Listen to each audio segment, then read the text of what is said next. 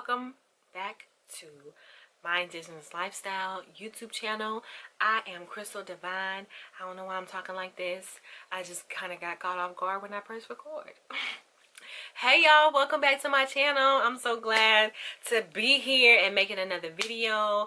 I've been gone for a minute, but I'm back with the jump off. Today I'm going to be talking to you guys about why medical interventions are important. Like, why is it important for you to know what a medical intervention is? Well, baby, let me tell you, because it's very important, okay? Hold up, before I get into that, y'all know what y'all need to do. Go ahead and subscribe to my channel right now and hit the bell so you can be notified every time I post a video, okay? Let's get it.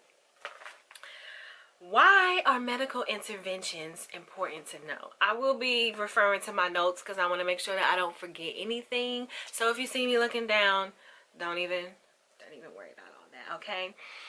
What is a medical intervention? Let's just start there, okay? Because I want all of us to be on the same page, okay?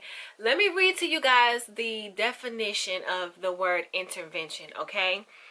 Intervention is the act of intervening, interfering, or interceding with the intent to modify the outcome of something. So that's what intervention means, okay?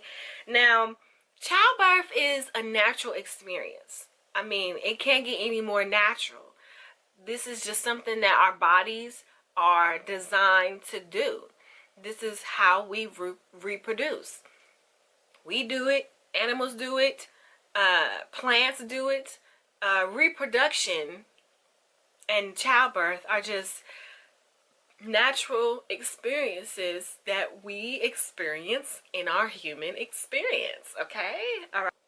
Throw medical in front of intervention, and a medical intervention is using some type of medical procedure, medicine, anything that falls under the umbrella of medical, using something of that term as a way to intervene, intercede, or interject and modify the natural results, okay? Most times the way birth is naturally happening, it doesn't work for them. It doesn't work for their hospital. A lot of us don't know this, but when you go to a hospital, they have a timeline to get you in and get you out. Childbirth varies. Sometimes people give birth really fast. Sometimes people are in labor for days, you know? So for the people who are in labor for days, they don't even want it to get to that point. They want you to have that baby that same day you're admitted, which is also why they send you back home if you're not already dilated a certain amount of centimeters. Like, they want to get you in when they know that it's ready to go, and they want to get you out of the delivery room. Hospitals already have the intent to modify the outcome of your birth if it is not progressing the way that they would like it to. And that's when they come to us and they present medical interventions, okay? So back to what is a medical intervention, okay? An example could be the epidural. We're all familiar with the epidural. Now, they paint the picture that it's for pain, which it is. I've had the epidural before, and it numbs you from the waist down. You can't feel anything. You can't even really feel when you have a contraction. It just feels like you gotta go poo-poo, okay? An IV is an example of a medical intervention, you know. The purpose for an IV, what they tell us, is to keep us hydrated. But we don't necessarily need an IV to be hydrated. We just need to drink some fluids. Maybe eat some fruit. That's a whole nother video. Actually, I did make a video on IVs, and I will link that in the description box below, birthing without IVs. Those are examples of medical interventions. A C-section, that's a medical intervention. The list goes on and on and on. Pretty much anything that they do that goes against the natural way of birth, that has to do with some type of medical procedure or medication, that's a medical intervention. Now, some of you might be thinking, okay, Crystal, well, what's the big deal? The big deal is, most times medical interventions are not necessary. Remember the timeline, okay? If you're a low risk pregnancy, 9 times out of 10, there's no reason for the hospital to intervene in your birth experience, and there's no reason why you shouldn't be able to have a natural birth experience if that's what you desire. Now, if that's not what you desire, I'll get to you in a second. It is best to let birth flow naturally, okay? When you get an induction, which is another form of medical interventions, you are not allowing the hormones to naturally release from your body. You're forcing them to release from your body, and that causes stress on the baby and also on your body. If you're a low-risk pregnancy, what is the need to induce your labor? Allow your body and your baby to naturally come on its own, because ultimately they know, meaning your baby and your body, before you or that doctor, they know when it's time, when it's the right time. Otherwise, you are increasing your chances of complications during your labor, or even more seriously, you're increasing the chances of death. And I hate to sound, you know, so raw with it, but I'm just delivering the facts. I'm just delivering the truth. So if you are a low-risk pregnant woman, expectant mother in the hospital, get ready to give birth, and the nurse or the physician or whomever comes to you suggesting, or maybe downright just telling you what they're going to do for you as far as the medical interventions, ask yourself, is this necessary? Like, is this really necessary? Sure, it would be nice to have a little pain relief, but is it really necessary? Okay? And the only way you can properly answer that question is if you are informed on medical interventions. So ultimately, that is why it's important to know what medical interventions are, because when you know what they are, you know what risks are associated with them. And then when that moment comes and you're presented with do you or don't you, you can make a properly informed decision, because you know what the risks are. You know, when they give us the epidural, you know, they're not telling us, oh, well, while you're on the epidural, since you, because, okay, 9 times out of 10, you consent to a Pitocin first. The Pitocin speeds up the contractions, but that also increases the pain. So that opens the window for them to ask you about the epidural. And if anyone's been in labor before, you know that they always put pressure on you about the epidural, because they say, oh, you have to get it by a certain amount of time. Otherwise, it's going to be too late to get it. Whether that's true or not, what they're not telling us is that the epidural is helping with the pain, but it slows the contractions down. And then now they're back to their timeline. Oh, labor's not progressing fast enough. Well, they've already consented to Pitocin. We can go ahead and inject it in their IV as much as we need to, as much as we see fit to speed things up. And I told y'all how the epidural works from the waist down, baby. You don't feel nothing, okay? So you're just being drugged up.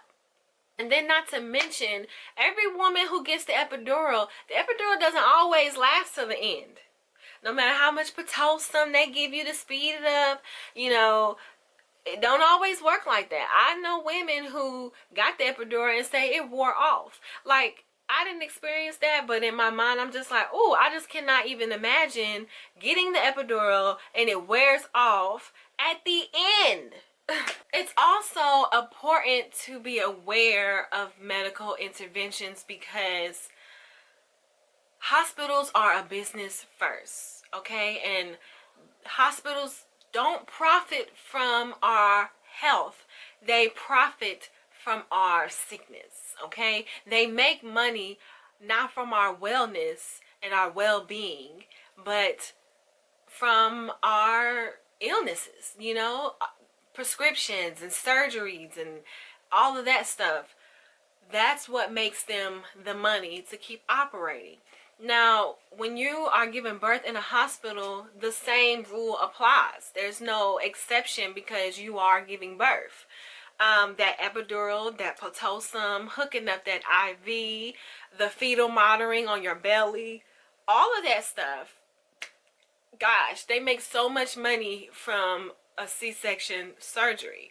Now, I'm not trying to say that that is the only motive behind medical interventions.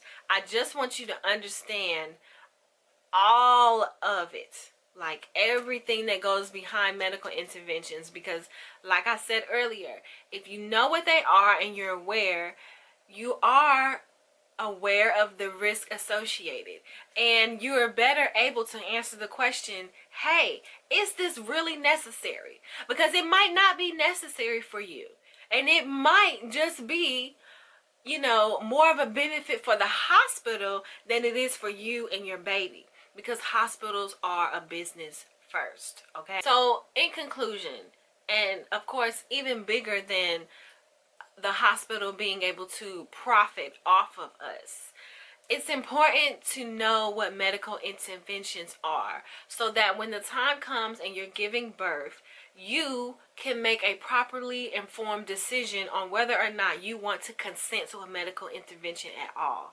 And if you desire to have a natural birth experience, it's also important to know what medical interventions are, because so many medical interventions have become so common that we don't even see it as a medical intervention. Like when I tell people that I didn't let them give me an IV, people were kind of like thrown off about that and were like, huh? Why? Well, what's wrong with an IV? Like, or what's wrong with just having it, you know, in your arm just in case? Well, I was a low risk pregnancy woman, and it was not necessary. There was no reason to indicate that I would need an IV just in case. And, you know, besides that, the point is, a lot of things seem common, a lot of things seem natural and normal, and they're not. They go against a natural birth experience. You want to be aware of medical interventions because you want to know the risk associated with them. You also want to know how your hospital is operating, and you want to be aware of medical interventions because you want to ultimately have a safe labor and delivery, and you don't want to do something that is going to lead to a complication. And then you also want to never forget about the afterbirth experience. Okay, the Black maternal mortality rates, it doesn't always mean that the woman dies during labor. Majority of those deaths occur after birth, a day or two or a week or so after birth. You know, a complication arises, and that complication was due to something that happened during labor, and something that probably could have been prevented if you are a low risk pregnant woman. That's all I have to say about why medical interventions are important to be familiarized with. And I hope that this video helped put things in a different perspective, shine a different light on it for you guys. And I'll also put in the description box links to other videos I've talked about in the past. I have 2 videos about medical interventions, what medical interventions can be used to induce your labor, and what type of medical interventions can be used during labor. Okay, so definitely check out those videos. And now is the time to go ahead and like this video. Comment below any questions, comments, concerns, anything that you want to say. I would love to hear it. Yeah, that's it. Thank you so much for watching. Peace and love, family.